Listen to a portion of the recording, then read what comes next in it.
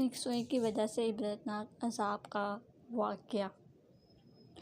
ایک بزرگ نے بڑا عبرتناک واقعہ سنایا کہ ان کے زمانے میں ایک بہت بڑے عالم تھے۔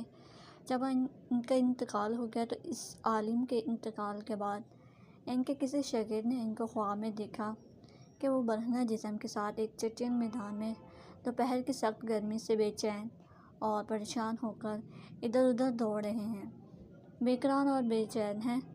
اس شاگرد نے ان سے پوچھا کہ حضرت، آپ تو ساری زندگی اطاعت و عبادت اور خدمت دین میں گزاری ہے، ان میں سے کوئی عبادت قبول نہیں ہوئی؟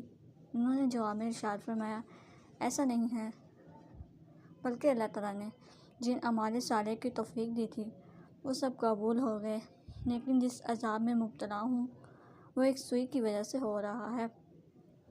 شاگرد نے پوچھا، وہ کیسے؟ انہوں نے جواب دیا کہ انتقال سے چند روز